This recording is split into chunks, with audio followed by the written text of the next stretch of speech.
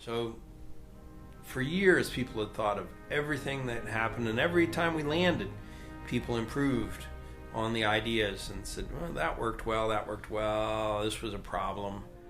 Normandy differed from the fighting in the Pacific because when we isolated these Japanese atolls, they rarely could reinforce their garrisons. This was extremely important. In Normandy, it was a huge beachhead, potential beachhead, and the Germans were capable of reinforcing them more rapidly, and they could defeat our landings unless we advanced on a broad front. We did it rapidly. We had to gain surprise.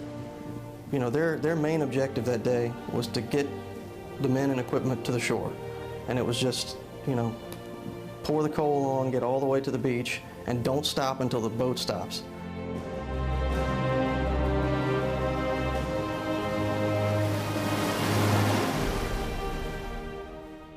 They were training us at that time for the Pacific Theater, and we had to do a lot of training within the swamps and living in the swamps in water almost to our waist.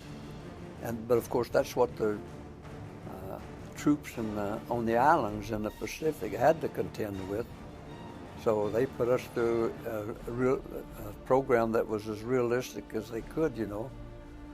And then they didn't tell us where we were going, but we didn't know until they shipped us over to the port of New York City and put us on the Queen Mary. So it was quite a miserable walk to get on that boat. But then once we were on the boat, we learned immediately that we were headed for England because the crew knew where they were going. And they told us and passed it on to the soldiers coming on ship, you know. They put us in a tent in Ivy Bridge in the cold of winter. This was January. And mud on the floor. We slept in our overcoats to keep warm. We were spoken to by Colonel Charles D.W. Canham from a stage, just like Patton was in that movie, Patton, and he used some foul language. He said, 2 out of 3 of you are not going back to the States because we're going to be the spearhead of the second front. Anybody that's got butterflies in his belly, speak up now and we'll transfer you. And they transferred some guys out. The troops had already been designated into boat groups. They were counted off to a specific number of people and task loaded. At Normandy, they had an assortment of people with various weapons and specialties, a leader and a sergeant in each boat, really about a platoon. And they were well designated, well trained, all to work together. They had practiced for months climbing scramble nets or cargo nets. They had practiced running out of LCVPs. They knew where their place was in the boat. They had that part of it down. We trained in boat teams. We lived, slept, and ate in boat teams. So we all knew each other. And we trained on the moors with mock-up assault boats. And we were trained to go out of the assault boats and fan out and attack pillboxes. And they did it so many times that it became rote. You could do it in your sleep. As we trained for the D-Day landings in England and Wales, we found a number of locations that were actually surprisingly close to the French coastline. And one of them at Slapton Sands actually resembled some of the beach at Omaha actually quite well. You had that sloping soil leading up to the escarpment. It was actually very close. And we trained extensively. Most of the training exercises started off poorly, and then as we advanced and gained experience, actually turned out rather well. Now, the practice landings on the southwest coast of England, which was called Slapton Sands, were a picnic compared to D-Day because the little boats were waiting for us in the water. A nice sunlit day, balmy seas. We climbed down the cargo nets. We got into our little boats. Every man had a certain position. We landed. It was a picnic. We went nice little cruise to the beach, and the pillboxes, the topography was exactly like D-Day.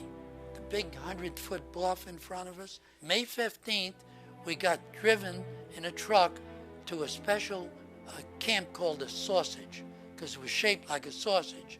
We were in Camp D1. They had a mock-up of the beach we were going to hit. in a clay mock-up.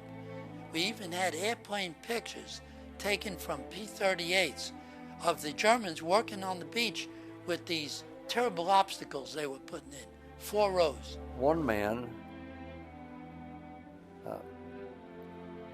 was so fearful that he was going to die on that beach that he told me, he said, Sergeant Reynolds, he said, how many times do we have to do this? He said the odds that are going to catch up with us, we can't continue with this fighting. And I just shrugged my shoulder and what is there to do except fight? You know, we have no option.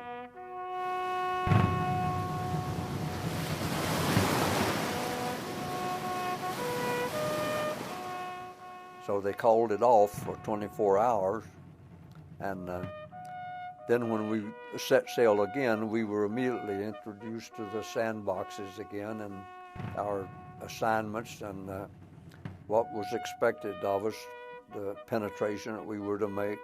Omaha Beach was 4.5 miles long by 300 yards wide at low tide. At high tide, there was no beach. Now, the 1st Division was going to land on the eastern part, which turned out to be the soft part.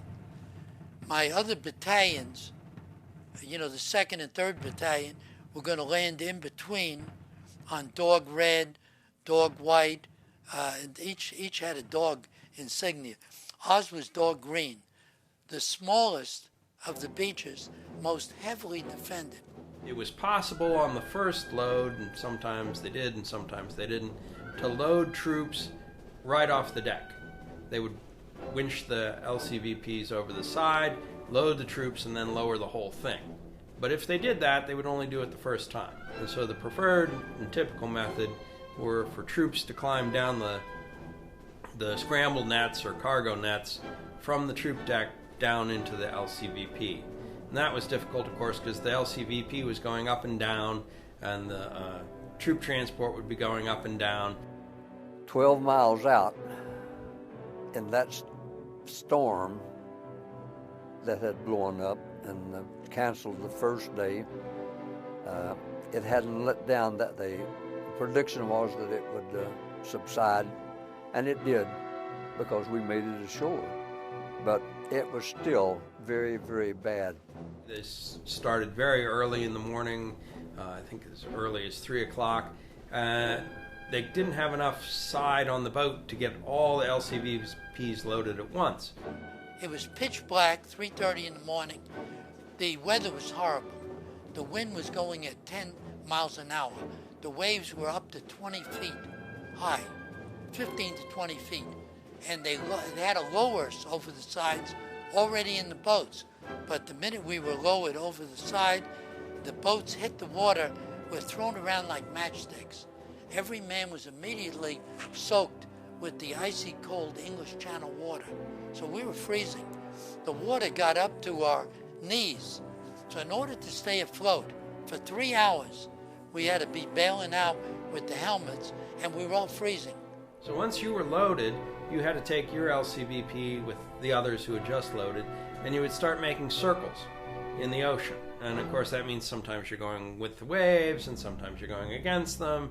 It makes for a very rough ride. That was another thing in those assault boats. You smelled that diesel, plus the salt water and the waves would make anybody sick. It was such a stinking mess that alone was enough to kill a man, from the stench of the diesel oil and the puke. Everybody was very somber in the boat. You couldn't hear anybody talking. There were 3 guys vomiting in my boat up in the front, sitting in the water and crying. Most of the guys were praying. I was praying. Eventually you get all of the people in your landing wave together, and they're all going in a circle, and somebody decides it's time to go now. And then you would come out of the circle into a line, and you would charge the beach all together. Dog Green sector was so small in length that it wouldn't support a whole battalion landing abreast of each other, 24 boats, not even 2 companies. So we had to come in sequence. So we came in A, B, D, and C. The coxswains were taught to hit the beach and keep full throttle on, drop the ramp. Everybody unloads. The LCVP is not armored. The ramp is steel, but honestly, they're very exposed.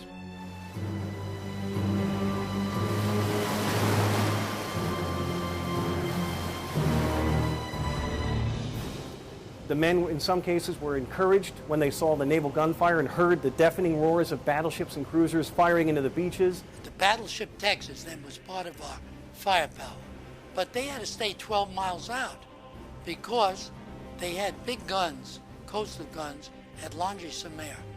They could blow the battleship Texas out of the water. So they had to stay 12 miles out. These rough seas, dark of night, they fired over the beach.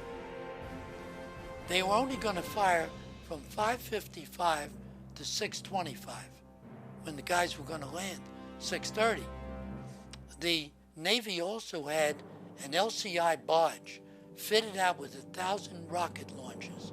They were going to fire 4,000 5-inch rockets at Dog Green Sector, blow up some of the obstacles, get the guys to keep their heads down. Unfortunately, they had to go 12 miles out. So I saw these rockets coming in. They looked like a flock of birds, but they landed harmlessly in the water. The first thing I saw, a Company B boat on my left, port side, blew up, hit a mine. We were showered with wood, metal, and body parts. So we only had 180 men now. When our ramp went down, the signal for every machine gun on that beach to open up on the exit to our ship. The fellow in front of me, Clarice Riggs, was machine gunned on the ramp. I dove in behind him. Only my left side of my helmet was creased by a bullet. I was standing in neck-deep, bloody water with my rifle over my head. So we were losing men right and left. The water was full of blood. We started running across the beach. We were about 500 yards out. So we're neck-deep in water. When we got to the actual beach, the sand was wet and tide was treacherous. It went out fast and came in fast. When we got to about 135 yards away from the seawall, a machine gun spray came from the trenches up on the bluff, and I heard a loud thud on my right front, and my rifle vibrated. I turned it over. There was a clean hole through its receiver. Another thud behind me to the left, and that guy was gone too. I hit the sand behind the hedgehog, which is about 130 yards from the seawall. I went down behind it on one knee, but the bullets were coming through that hedgehog. And it seemed to me they were coming between my legs, under my arms, that I realized that I had to move. And I got up and in one run made it all the way through that 300 yards or so to the shingles. And that was the next stop that I made. And at the shingles, we couldn't get any further because of the barbed wire, and it held us up. And for about an hour, or a little longer, hour and 10 minutes, hour and 20 minutes. Now, there are only two of us alive from my boat team, Charles Connor and myself. We had 85% casualties first 15 minutes. The Germans zeroed in from their strong points on the beaches, on the likely advancing. Dog Green is a perfect example. They had zeroed in with crossfire, and they literally shot down many of the men before they even got out of the boats. It was pretty bad. The first wave suffered horrifically, even the second wave for that matter. The tide pools were full of bloody water. The beach itself looked like it was painted with a red paintbrush. So we were left with options. Stay there and die, give up the beach to the Germans, or fight wounded. We decided to fight wounded.